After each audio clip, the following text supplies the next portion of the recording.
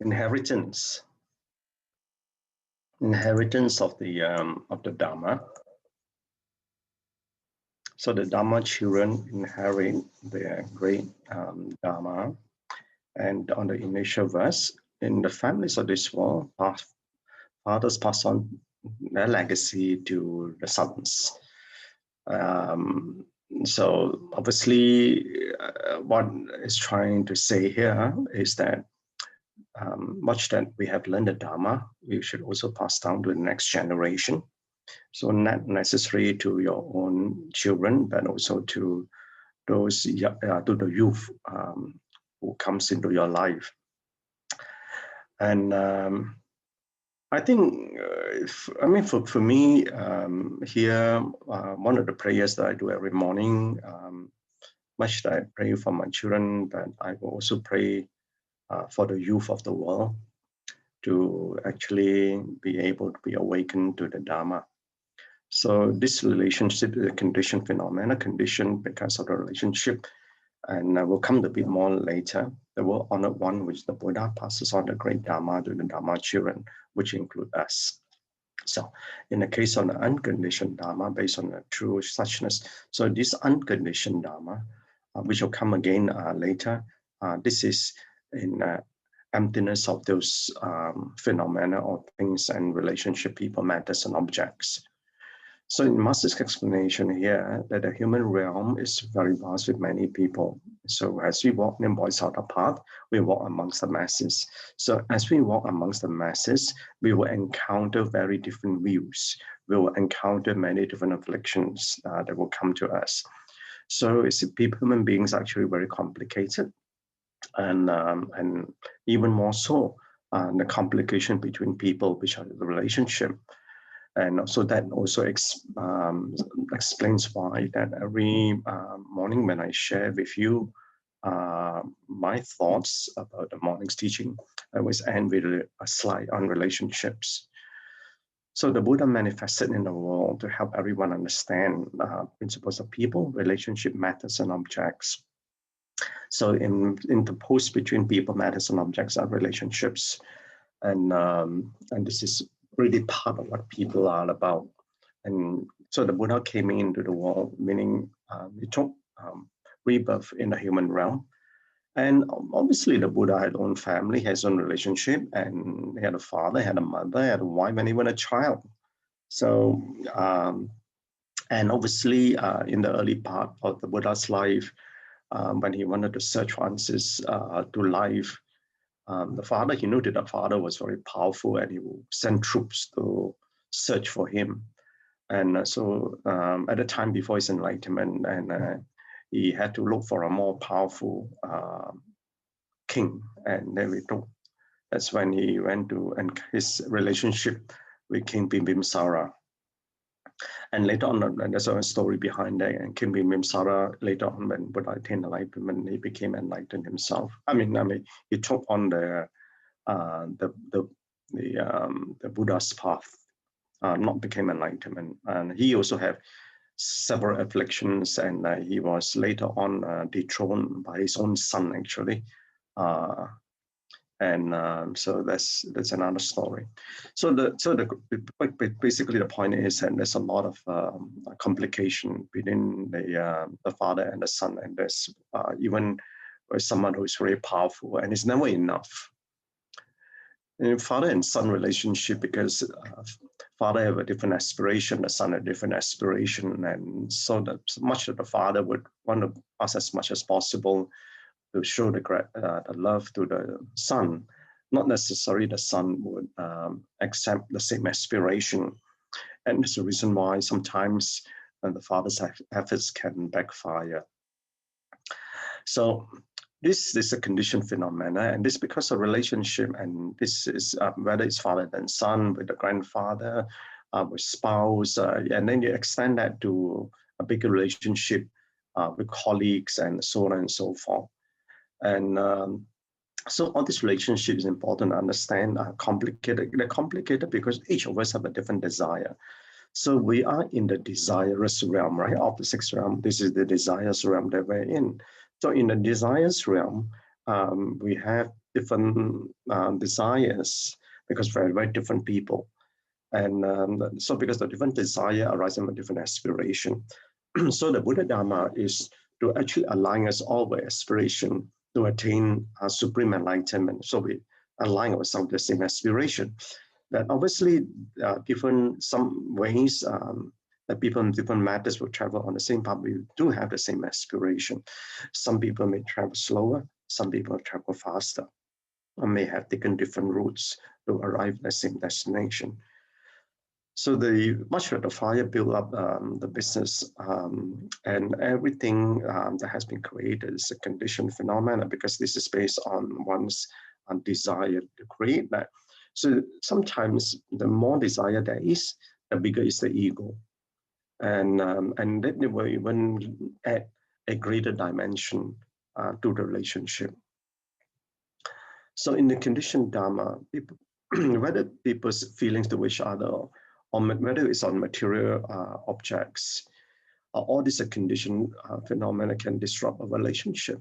So for example, you can have two very good friends growing up together, and then we meet somebody or meet a guy, and the two best of friends like the same guy, and that will lead to bitter enemies. I'm sure you heard some stories like this before. And or it could be the same thing, that two good friends going out and saw the same diamond ring, and they want to have the same diamond ring. And these are the way things are.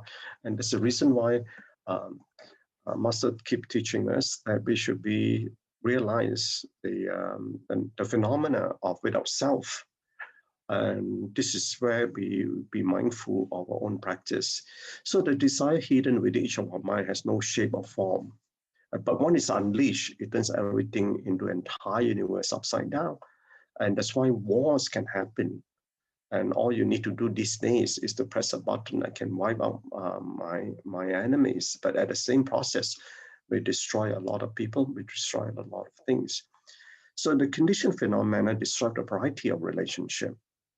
And so whatever propriety of relationship that we may have, like can be easily disrupted either by the ego or by one's desire, a desire to possess certain things or certain objects. And that's where the complication comes in and become very frightening to the effects. So you think about the three realms that we are in, and inside the burning house, and this is where the metaphor where people cling on to this place out of confusion, and we are unaware the fire will burn them. So all these children lead a very complicated life, and children, they look very innocent and they're very simple at the beginning, but once the mind develops and the environment comes in, the influences comes in, the single thought can get deviated and the whole relationship can be disrupted, as I'm sure you all have heard many cases. So in terms of our intrinsic true nature, our true suchness, is what we should be attaining is that of the unconditioned Dharma. So in conditioned Dharma, it doesn't change. It's always abiding towards the truth. And this contains where the principles are. So this is the reason why my Master, some teachings ago, mentioned about the realization of the emptiness and illusoriness, and we take the middle view about emptiness and illusoriness. The reason why you have to take the middle view is because we still, whilst we have the true suchness within us and the unconditioned Dharma, we still live in the world. So we need to say that, remember about illusoriness of the food that we eat, but at the end of the day, it means nothing. So we need to recognize that we have this life, we need to have this body that we have, and that is the condition we are in. So we need to take the middle way and not the extreme. And the Buddha also tried to do that before he attained enlightenment. So he wanted to go practice to the extremism and starve himself to the extent that the stomach was touching to the spine. And this was before he went to Bodh Gaya, and he was meditating at Uruvela Valley. And It's then he realized that the extreme, he will recognize that condition that he is in. Otherwise, that's why he realized that he had to take the middle path. So the great and the right path is the Bodhi path. But the thing is that the intrinsic nature in all of us, we have lost it. So what we need to do is that then the Buddha returned to the world to open and reveal the way for us. So this is why we ourselves has to rediscover our Buddha nature. So Buddha helped people clearly see the objects of the desires and relationship, and so to help us to return to the purest state.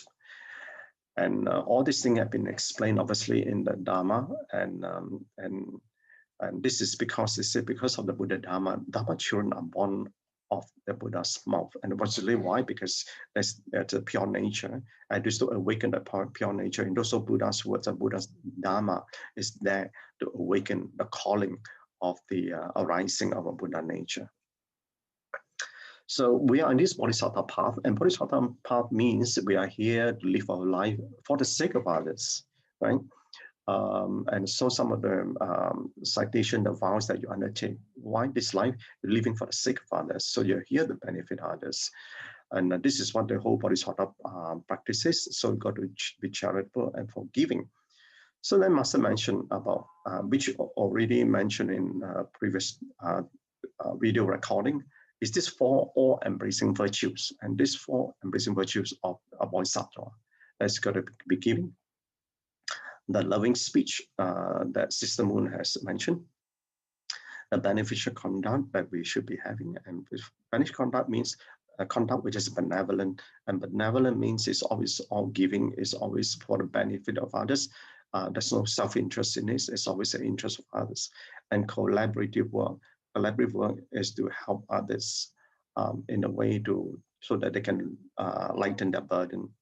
So this is the foundation of Bodhisattva, and we need sentient beings. But to practice all these four, we need sentient beings to bring about this benefit so that we can practice. So therefore, that's why Master always say that whenever we give, we bow to others, because they are the one who give us the condition for us to practice the virtues of the Bodhisattva. So what is lessons learned today?